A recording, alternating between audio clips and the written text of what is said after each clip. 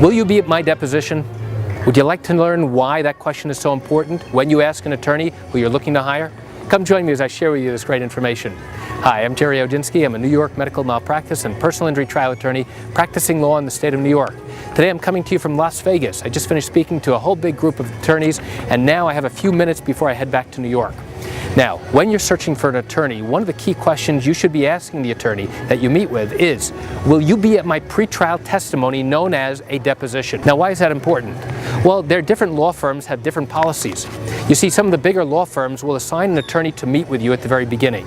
But that may not be the same attorney who actually is going to appear at your pretrial question and answer session that's given under oath. That's known as a deposition or an examination before trial.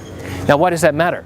Well, in some instances it won't matter, because whichever attorney is then assigned to you, they will be fully prepared and have read your entire file. On the other hand, there are injured victims who say, you know what, I'm looking for an attorney who knows every single thing about my case from day one, all the way throughout the litigation process, all the way to trial. And in that instance, chances are you probably want to have a solo attorney or a small law firm to be able to give you that kind of attention. Now, there are some big firms who are going to turn around and say, hey, we can give you that personal attention. And you know what the reality is? They can. But it's important that you ask every attorney that you meet with initially, will you be the one who appears at my pretrial deposition testimony? Yes or no?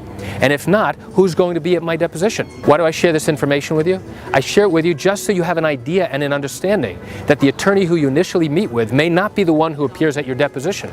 And it's also important for you to ask who's going to be your trial attorney. Again, because in a larger firm, it may be a totally different person than the one who meets you at the very beginning and the one who meets you at your deposition. And now comes time to trial, and now you may be asking, who are you? Okay, so make sure you ask those questions.